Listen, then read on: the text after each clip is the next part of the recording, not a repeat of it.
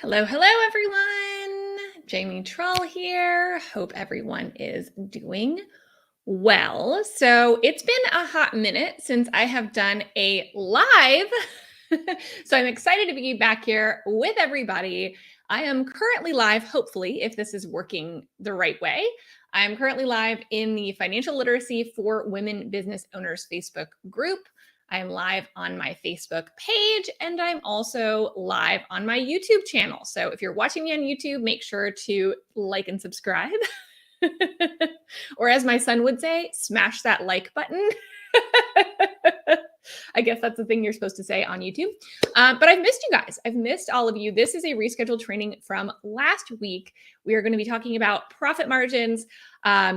Just to kind of address it, last week, I couldn't do it. Honestly, I couldn't do it. It was a very emotional week, I know, for a lot of people for a lot of reasons.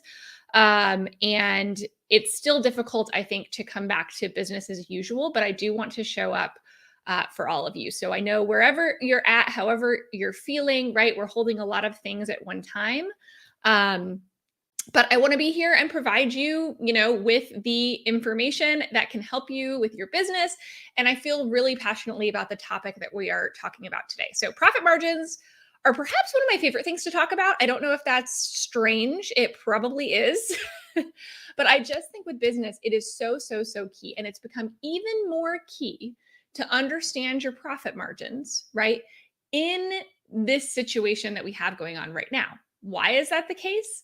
Well, right now, there are so many things happening in the world, right? There are so many things happening in the world. And one of those things that's impacting all of us in some way, shape, or form is rising inflation. So we're going to talk a little bit about rising inflation as well and how it relates to profit margins and why it makes it even more important to understand what your profit margins are so that you can take action proactively, right? We don't want to get in a situation where we don't realize, and we have eroding profit margins and we wait way too long to fix that problem. So who do I see? I see, if you're watching me on in the Facebook group, you may have to press the thing that gives StreamYard the ability to see your name. I see some of my preferred vendors in here. Hi, Jackie. Hi, Myrnie. Hi, y'all. Hope you guys are all well. So yeah, so let's jump on in because I want to get started on this topic because there's a lot to talk about. First and foremost, I want y'all to celebrate with me. I need you guys to cheer with me. I'm very excited about something. And that something is the fact that my very first Forbes article, and yes, it's that Forbes, was published. It was actually published last week. I'm waiting to kind of talk about it until this week, but I need to show y'all. If you go to jamietrull.com/inflation, you will see it there. But it's an article that is specifically about 5 tips for small business owners to survive rising inflation. Thanks, y'all. You guys are sweet. So I'm pretty jazzed about it. It's kind of weird to see my name in Forbes. I don't know. Thank you for that. jamietrull.com/inflation is where you can see it. I'm going to show y'all real quick. I'm going to share my screen so you can see it. That's my Forbes article, y'all. There's way too many ads. I'm gonna apologize ahead of time. They just put a bajillion ads into this. But I'm so excited because that's my name. And it talks about who I am, and it's just an article about why it's so important that we understand the impact of inflation and that we get ahead of it as business owners to make sure that we can sustain ourselves. So look at me, look, this is crazy. I don't know. This is nuts. So I'm a member of the Forbes Business Council, and that is how I'm able to do this. And so I'm excited to put more stuff into Forbes, but it is really cool to see my very first article out there. So thank you guys for celebrating with me. Y'all are awesome. So feel free to share it around if you like it. Feel free. Oh, somebody already shared it. I can't tell who you are. Facebook user, hit the StreamYard link. I think it's up there at the top somewhere. But yeah, I would love for you to share it around. It makes me happy. Make sure to tag me when you do, because I love seeing you guys sharing it, and it just makes my heart smile. So Anywho, thank you for celebrating. So how does this relate to profit margins? Well, you'll see, I'm actually going to come down. So I'm not going to go through all the things that I talk about in the article. It's a pretty short article. You can take a read through it when you want to. And I also made a YouTube video that goes along with it. But if you look through here, it's kind of how to survive in a period of rising inflation. So you want to resist the urge to wait it out. So that's kind of, a key is to not think that it's going to go away. And I really want to show you, actually, I have it linked in here, I think, the old inflation data for the consumer price index. So the consumer price index is basically it's a measure that is the standard. And so inflation is measured off of that as a percentage. So the changes in the CPI are what determine what inflation is. So if we come down here, I just want to do a quick, and we're going to start maybe with like the 1930s. And the reason that I want to show you this, hang on a second, I'm going to try to, hang on, to make this bigger so y'all can see it a little bit better. So just as an indication, this is the year, the middle column is the annual CPI, and that's an indexed number. So it doesn't make sense on its own, only in comparison with other numbers. And then the annual percentage change rate of inflation. So if it's positive, it's inflation. It's negative, it's deflation. So that's kind of how this works. And why I'm showing you this is because of the fact that a lot of times, let's look in recent history really quickly here. If we come all the way down to the most recent history, right? Oh man, they put 2022 on here now. They've added it. So now 2022 is at 80% or 8% inflation. Look, if we look back, let's do a quick look. So 2021, it started, right? And if we look back, we can see that inflation in probably since, find the year that you started your business, right? Inflation probably hasn't been anywhere near what it is today, right? So you can see that, we're typically like 1 to 3% is kind of what has been normalized until we get back a little farther. So we got a couple of years here in kind of that early 1980s. And look at these 1970s. We had many years of, greater than 5%, in some cases greater than 10% inflation. Now, here's what I'm going to ask you, because I think a lot of business owners want to wait out inflation. They don't want to make a change right now, and they think, right? They think like, okay, well, it'll go back to normal. And maybe some things, hopefully things like gas prices, right? Things like that, hopefully will normalize. We will see some deflation in certain things, in certain areas. However, by and large, what you will notice when you look at historical data is that after you've seen a period of inflation, and in some cases, inflation even more significant than what we have seen, right? Do you see any negative? Do you see any deflation? We see it normalizing. We see it going down, but it's still increasing, right? Costs are still increasing. It is extremely rare for costs on the whole, for our CPI index on the whole, to go negative, meaning for prices to go back to what they were, right? And we're talking on the whole, not certain things. Again, certain things may go back to what they were, but on the whole, inflation is an upward climb. So you can see, let's try to even find, has there been a negative? Here's in 2009, we had less than 0.5% of deflation, right? And we remember that's right around the housing crisis. So we had a little bit of deflation going on there. So if we come back, let's see if we go, look how far we have to go back to even find a period of deflation before this one. Let's see, negative 0.3% in 1955. And the biggest deflation you'll see is in 1949 with negative 1%. Now, there is some that when we go back even farther, we'll see some more deflation. But again, we're talking about wartime, depression, all that kind of stuff. So it's not quite as comparable to today. So the reason that I show you this data, number one, is because I love data. And number two is because of the fact that data can be helpful when making decisions. So we need to be armed with history. Not that history always repeats itself, but we need to be armed with what history says is most likely to happen in cases like these. And based on the data, history says it's unlikely we're going to go back to circa prices around 2019. Those are probably gone forever outside of maybe a few different things that might go back. But your costs in your business, right? Your costs in your business are unlikely to return to prior levels. So for those of you who've seen significant price increases, maybe in your cost of goods, maybe in your cost of labor, or various different things, it is unlikely you will see a pullback, at least not a significant one. Even if you see a pullback, it's probably not going to be all the way back to what things were. We're not going to see a negative 10% deflation. It just doesn't happen. Okay. So not an economist, hashtag not an economist, but I am a data nerd and data tells us a lot. And yeah, I agree. It does sometimes feel like 80%, right? 8%. Isn't it crazy to look and say, oh my gosh, we feel like we're in this crazy time of inflation that we've never seen. But then you go back to the 1970s and we had multiple years of like 10, 12% inflation right in a row. Think about that. Think about that.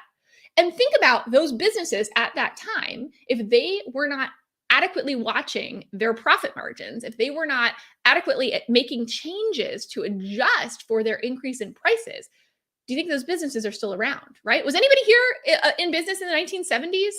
Like, I would guess most of us have started it more recently. And so this feels huge. This change feels massive, but it isn't unprecedented. It's not unprecedented. And we have to be able to adapt as small business owners or we will die. Okay. We will not make it through. Our businesses will not be able to survive this period of rising inflation. And I don't want that for y'all. So make sure to read the article and check that out because it goes into kind of my 5 key tips for combating rising inflation. One of which, right? I know, me either. Actually, deflation started happening on this chart right around when I was born. So clearly, or not deflation, but a normalization of inflation happened when I was born. So clearly that is, it was because of me. You are welcome, everyone. Okay, so what I want to do is talk about what one of my, hang on, let's find it. Okay. So one of my tips, tip number 2 in this article is review your gross profit margins on a product or service basis, okay? And also to have a regular plan to do that. So let's talk about what does that mean exactly when we're talking about profit margins. And I'm actually going to pull up here. This is actually from my Financial Fitness Basics course where we talk about profit margins. So I think it's easier to look at this graphically and understand, okay, what are we talking about when we talk about profit margins?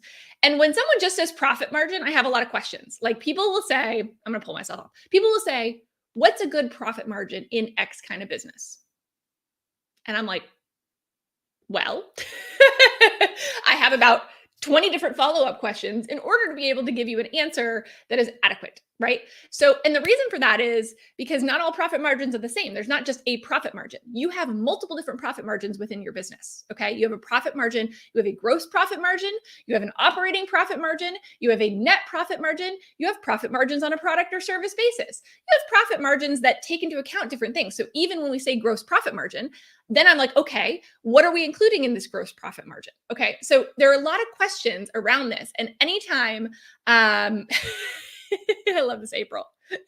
Talk nerdy to me. Me too.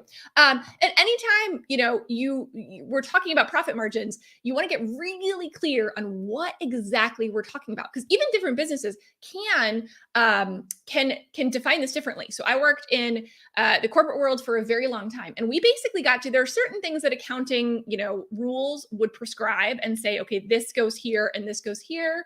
There were other things that we got to make that decision. We had a little bit of leeway on, okay, is this something that's cost of goods or cost of services? Is this something that is more of an indirect cost that doesn't go into your gross profit margin?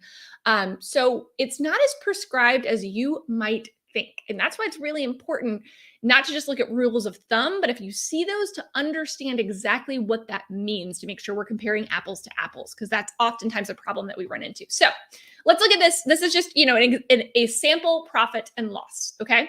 So this is helpful when you're talking about profit margins.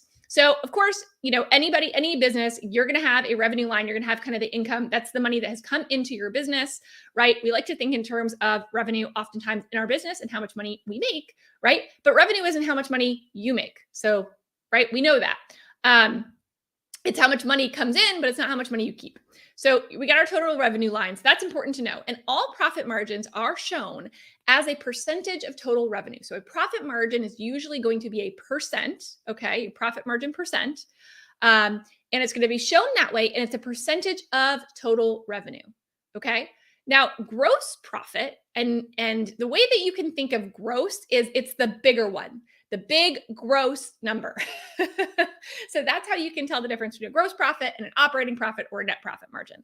Okay. So gross profit. So when we talk about gross profit, we're subtracting usually those costs that are direct. And again, there is some leeway in what a direct cost is and what an indirect cost is, or in other words, what cost of goods sold is, or cost of services if you're a service business. So again, and this doesn't necessarily line up with how you report it for tax purposes. So I want to make that clear, is that for tax purposes as a service business, you probably aren't showing anything in that cost of goods sold line. However, for your own reporting purposes, it is important to know and make decisions based on the gross profit in your business, which subtracts those direct costs of services. So I think it's kind of easy to understand this, easier, I'll say, to understand this in a product business, right? To where you're talking about cost of goods sold being the cost of the materials, the supplies, the inventory that you have sold, right? That cost. And then when you subtract that from your revenue, that's your total gross profit. So before all the other random costs that are more overhead in nature, these are the things that are direct, the cost of supplies to make the thing that you are selling, right? That's going to go towards your gross profit. In a service-based business, okay, typically gross profit, again, not for taxes, but generally from an accounting perspective and from a business decision perspective and a tracking of your profit margins perspective, a service-based business, you're going to have cost of service. Now, this is easiest to understand if you aren't doing the work yourself in the business, if you're employing someone else to do that work, right? It's if you are a bookkeeper and you have a bookkeeping agency. And so it's the cost of paying the bookkeeper who is working on one of your clients, right? That's a cost of service. That is a direct cost. It is related directly to providing the service that you are offering, right? Now, where we get confused is when we're a solopreneur, profit margins get really confusing because our especially if we are not a S corp or anything like that, our paycheck to ourselves doesn't show up on the P&L anywhere. So it may look like we have ridiculous profit margins, like 90% gross profit margins or 100% gross profit margins, but really we need to think about it from the standpoint of if we were to hire someone to do this work for us, how much would we have to pay them? And we want to consider that when we're making decisions around profit margins, right? And that's one of the big mistakes we see. So we'll talk about more of that in a minute. But overall, your gross profit margin is going to subtract those direct costs, those costs that vary directly with the number of clients or sales that you have, okay? So that's often one good way to kind of tell, is it a direct cost? Is it an indirect cost? Usually things like advertising are going to, in marketing, those are going to be indirect costs. Insurance, any kind of admin staff you have, rent and lease, those types of things are going to fall down here into more your indirect costs. And the reason we want to look at profit margins on a gross profit margin basis, like why don't we a lot of people just think of like one profit margin being that final profit margin for their whole business, right? What is that total profit margin? But here's the problem with that, right? That doesn't tell us which of our goods and services is priced profitably or not, right? That doesn't tell us that. All that tells us is that we're taking home, right? So 53% after you subtract all your expenses. So that means out of the $7,500, right, you kept 53% of it. Or said another way, for every dollar of revenue you earned, right, you kept, i.e. for yourself, 53 cents worth, okay? For every dollar of revenue, you kept 53 cents worth. Okay. So you can ask the question, is that a good profit margin or not? I would say for most businesses, yes, that's a very good profit margin to be keeping 53%. It does depend on your industry. It depends on, again, whether your cost is embedded in here or not, right? If your paycheck is embedded in here. But ultimately, 53% is pretty good. But looking at that doesn't tell us the whole picture, right? We might say, okay, we're doing pretty well, right? But we really need to be looking on a gross profit basis for each of the products and services that we offer, Why do we want to do that? Why do we want to look at it on a product or service basis? Well, because it is very possible to have some products that have great profit margins and other ones that have very small or even negative profit margins that we are spending time on. And there's opportunity cost related to that, right? And if we don't know that, we might continue to sell products that aren't really making us much money because we don't see it, right? We don't see it when we don't break the information down to that level. We just see the overall. And the best way to increase the overall is to fix any profit margin problems you have with certain products or services, or get rid of those products and services if they aren't profitable for you. I'm going to give you a little, this is just a little, story. And this is a real story. This actually happened when I was doing one-on-one CFO services, right? Going into companies, helping them understand their finances, putting processes in place, really digging into things, right? I went to a brewery. I was working with a brewery that hired me here in town. And one of the very first things I said was, okay, well, we need to look at your profit margins. We saw them overall and they weren't very high. So we said, okay, we got to figure out where that problem is coming in though, because they weren't sure what was causing it. So what we had to do was, what I did was sit down and get all the costs involved and break down the costs on a product by product basis, meaning I looked at each different type of beer, and not only each different type of beer, but also how they sold it. So they were selling it in cans, they were selling it in kegs, and they were selling pints within their storefront. And so I had to figure out, okay, what is profitable? Are there certain beer types that are not profitable or not as profitable? Are there certain, costs like containers that are causing us to lose money? And what I found was absolutely just incredibly interesting, right? And helped them make decisions when they had that information. What we found is that their number one selling beer, right, when they sold it in cans, was not making them any money. It was actually providing them a negative profit margin. Each one that they created actually cost more money to make than they made for it. Now, why didn't they know that? Well, it gets a little bit difficult because you're talking about making these big vats of beer and then, separating them into all these different containers.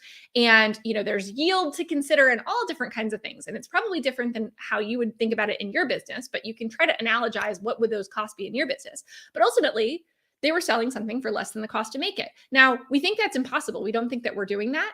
But truth be told, you might be. You might be. If you're not breaking it down on this product or service basis, you may be selling something for less or for a very small margin that isn't even worth it, right? So when you break this down, then you can see much more clearly how much money you're making from each product or service and make decisions on which products to keep, which ones not to, which ones to increase the price on, which ones do you need to go in and look at, like, are there ways to save money on cost, right? So without that data though, it's going to be really, really difficult, really, really difficult. And so if you have never done this before, it's going to be a chore, right? You're going to sit there and try to divide up, and this can be difficult to do for your business. This is something we walk through in my financial fitness formula program. And I have a whole bunch of materials that go into helping people to really dive into what their true costs are. So it does take work, I'm going to tell you, right, to figure out what costs go where, and to really think about that. And if you're a service-based business, to think about your time, right? The time that is being spent on each different service and how profitable that is, maybe on a per hour basis. That can be a way that you look at it. If you are a service-based business, right? Are you making more money per hour on one service versus another service? And if so, should you be promoting those other services more? Do you need to increase the price on the service that you're making less profit margin on, right? We want to know all of that. We want to know all that data so that we can make the best decisions in our business. And in a period, just to kind of tie this up with what we were talked about before about inflation, this is even more important in a period of rising inflation.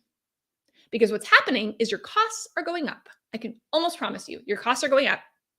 Your labor costs are likely going up as well, right? Different costs are going up right now.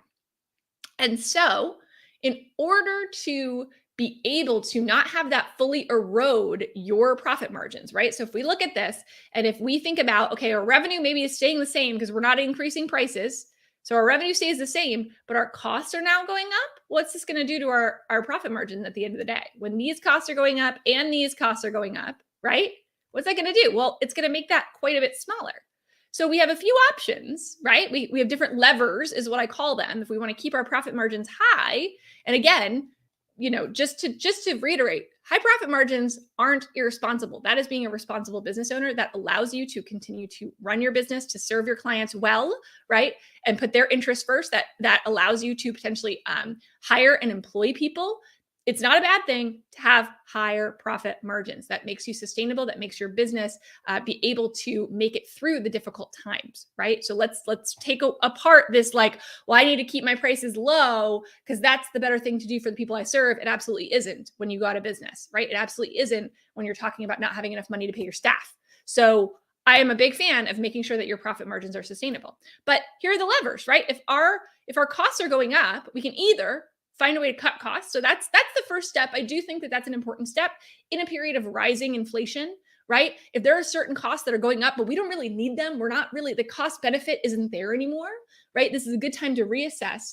Is the cost benefit analysis of this cost versus what I'm paying for it providing me a return? And that's really the goal for costs we're spending in our business, by and large, is to provide us a return. So it is good to spend some time rationalizing your costs down. That will help you into perpetuity, right? If you cut a cost that is recurring today, that's going to help you next year. The year after that, you're going to save money into perpetuity. So the first step oftentimes is, okay, before we feel like we need to raise prices, right? Let's go through the process of seeing what expenses we can cut to help keep our profit margins up. Because if we can get rid of some of these expenses, that can help prop up our profit margins, even if other expenses are increasing. But at a certain point, there's only so many expenses that we can cut. And sometimes we shoot ourselves in the foot a little bit by overcutting expenses, right? Don't cut expenses that are providing you a return or are providing growth for your business, right? Because then that's actually gonna work backwards. So we don't want to cut everything. That's not a responsible way to run a business. So the next logical thing, once we've kind of rationalized our expenses, is to look at our total revenue, right? And not just about bringing in more clients, because if you bring in more clients at low profit margins, that's a recipe for burnout. If you're saying I'm gonna keep my profit margins have fallen because my costs have gone up, so I'm just gonna sell more, you're gonna burn out. That is burnout. That is literally the recipe for it, is small profit margins and having to do a ton of volume in order to make money, right? In order to have money left over at the end of the day, you have to have 1 million clients. You're going to be exhausted. I can promise you, right? I can promise you. So sometimes we need to increase our prices. And I know that doesn't feel good. I know it doesn't feel good. But if we look back to that data that we looked at the beginning of this, where we were looking at the 1970s, right? Where we saw that we had double-digit inflation each and every year. What about those small businesses, right? How many small businesses do you think went out of business because they didn't adapt? They just kept their prices the same because they were scared. It doesn't feel good to raise prices, right? Again, I definitely do not advocate for gouging people. I don't think that is responsible. I don't think it's a good business practice. It might work short term, but it's not going to work for you over the long term. But keeping up your prices with the change in the cost of goods and cost of services that you are seeing is responsible. That is what you have to do, right? Otherwise, small businesses die and big businesses are the only ones left. And we don't want that. Nobody wants that. We love small businesses. We want to keep them alive. And so making sure, right, that your profit margins, you aren't Walmart. You don't want to be running Walmart's profit margins. Walmart has tiny, tiny profit margins, but they do volume. You're not Walmart. You don't want to be Walmart, most of you, right? Most of you want to do less business, but at higher profit margins. So that's something just to keep in mind when we are walking into this time period. We don't know when this is going to end. We don't know when we look back. We don't have hindsight to look at like we do with these charts, right? The people going through that in the 70s had no idea how long it was going to continue. They probably held out hope to say, oh, it'll go back to normal. It never did. It never did, right? If you bought something, I think it was in 1941, it would be 20 times more expensive today. So of course, those businesses, the ones that have stayed around since then, have had to raise prices in accordance, right? They haven't kept their prices held on to them. So just, make sure to be thinking about it. And again, arming yourself with data takes some of the emotion out of raising your prices. when you actually look at the data and say, okay, what do I need in order to be a sustainable business with adequate profit margins, right? That will help you and compare, okay, here were my profit margins 2-3 years ago. Here's where they are today. How do I get them back to where they were, right? Or maybe they weren't even where you wanted them to be 3 years ago. Oh my gosh, then it's probably even more of a problem. Now you're in a crisis, right? This is why it's so important to be constantly looking at it and spending time making sure you understand your profit margins on a product or service basis. Okay. Okay. So I've reached my 30 minutes today. That's basically what I wanted to say. I do want to make sure that you guys all go check out my article. Like I said, I'm super excited to be in Forbes and to have my name's on a Forbes article. It's crazy. So again, jamietrull.com/inflation will take you right there. You can share it around. I would love for you to tag me if you do. So that'll put a smile on my face if you found it to be helpful. I just wanted to remind business owners that it's not you don't want to be a martyr. That's my number 5 tip on here is don't be a martyr, meaning don't be the one that takes it all on for everybody else, right? Don't be the one. So if all your costs are increasing on one end and you are not increasing any of your costs to any of your prices to your end consumers, right? You are being the martyr that is taking those shrinking profit margins. It's then going to be you, and you're probably not going to make it past that, right? You could be a martyr only for so long, and then you've sacrificed yourself to try to save people a few dollars, right? When a few extra dollars from each of your customers could have made a huge deal to you and not as big of a deal to them. So just make sure that you are really thinking about this and that you aren't letting emotions rule your decisions in this way.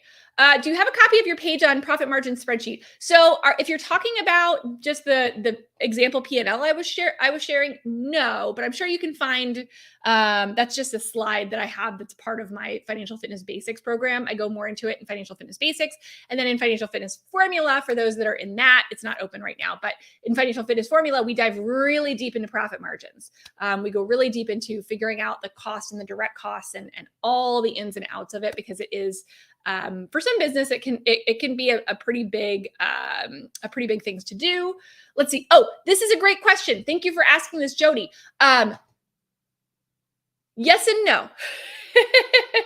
I will say generally no, because usually when people talk about net profit, they're talking about after taxes. Now, for most small business owners, right? For most small business owners, taxes, meaning income taxes, right? Net of income taxes. Income taxes are not showing up on their P&L. Why? Because you're a pass-through entity. If you are a sole proprietor, LLC, S corporation, you are a pass-through entity, right? Partnership, you're a pass-through entity. Your company doesn't pay taxes. You individually pay taxes. And so usually your P&L is not going to have a line for income taxes on it for this reason. If you're a C corporation, then yes, you'll have a line for income taxes and then a net operating profit at the end of it. So that's how I kind of define it. I kind of define the difference again, kind of to show, let's see, I don't have it up anymore. But basically you would just have one line below that operating profit margin, take its gross profit margin is just your direct costs. Then you subtract your indirect costs. Now you have your operating profit margin. It has different names. So that's another thing. So some people might call that your net profit margin. But I say net for me is when you also take taxes out, which most business owners won't have on their P&L because of the type of business that they are. But again, so some people might call it net profit, but I think that's when I would clarify, do you mean before or after income taxes? Right?